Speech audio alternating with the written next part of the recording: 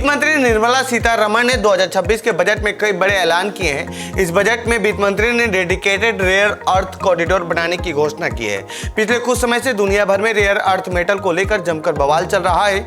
America भी rare earth metal को लेकर चीन के दबाव से बाहर निकलने की कोशिश कर रहा है, तो वहीं दूसरी तरफ बाकी देश भी रेयर अर्थ मेटल के सेक्टर में अपना दबदबा कायम करने की कोशिश कर रहे हैं। ऐसे में बजट में इस सेक्टर के लिए ऐलान होना भारतीय बाजार को आने वाले समय में बूस्ट कर सकता है। तो आइए जानते हैं इस रिपोर्ट में रेयर अर्थ मेटल को लेकर बजट में क्या ऐलान हुआ है और साथ में ये भी कि रेयर अर्थ मेटल मामले में कौन कौन से देश आगे हैं। नमस्कार, मेरा नाम है प्रमोद और आप देख रहे हैं जनसत्ता। वित्त मंत्री निर्मला सीतारमण ने केंद्रीय बजट के हिस्से के तौर पर डेडिकेटेड रेयर अर्थ कॉरिडोर बनाने की घोषणा की है। इसका मकसद भारत के घरेलू मैन्युफैक्चरिंग बेस को मजबूत करना है और जरूरी मिनरल्स को इंपोर्ट पर निर्भरता को कम करना है। अब दुर्लभ खनिज के क्षेत्र में भारत भी दुनिया से कदम मिलाकर आगे चलना चाहता है। सरकार ने साफ किया है कि 2025-26 के दौरान इस दिशा में कई बड़े और ठोस कदम उठाए गए हैं ताकि भारत की मैन्युफैक्चरिंग, ईवी, रिन्यूएबल एनर्जी और डिफेंस जरूरतों को सुरक्षित किया जा सके।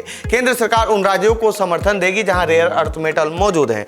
नवंबर 2025 में रेयर अर्थ परमानेंट मैग्नेट के लिए स्कीम लॉन्च की गई थी। भारत के किन किन राज्यों में है रेयर अर्थ मेटल? भारत में सबसे ज्यादा rare earth metal Odisha, Kerala, Andhra Pradesh और तमिलनाडु में पाया जाता है। ऐसे में इन्हीं राज्यों में सरकार डेडिकेटेड रेयर अर्थ कॉरिडोर बनाने का ऐलान किया है। वित्त मंत्री के अनुसार इस स्कीम के तहत रेयर अर्थ मिनरल्स की माइनिंग, प्रोसेसिंग, रिसर्च और मैन्युफैक्चरिंग को बढ़ावा दिया जाएगा। चीन के पास दुनिया का सबसे बड़ा रेयर अर्थ भंडार है। ऐसे में इस कदम से चीन की दादागिरी खत्म होगी और भारत इस क्षेत्र में डिपेंडेंट हो सकता है। क्या है rare earth metal? Rare earth metal 17 रासायनिक तत्वों का एक समूह है जिसमें आवर्त सारणी के 15 लेथेनाइड्स के साथ साथ स्कैंडियम और इट्रियम शामिल है।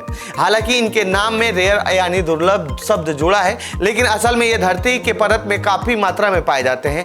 इन्हें दुर्लभ इसलिए कहा जाता है क्योंकि इन्हें शुद्ध रूप से निकालना और अलग करना तकनीकी रूप से बहुत कठिन और खर्चीला होता है।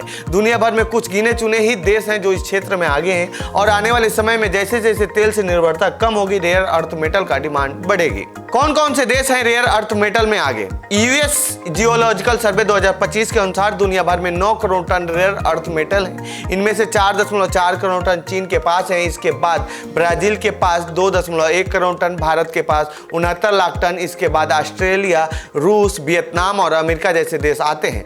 पर चीन केवल खनन ही नहीं करता बल्कि प्रोसेसिंग तकनीक में भी सबसे आगे है। इसीलिए वैश्विक सप्लाई चेन पर उसका दबदबा है।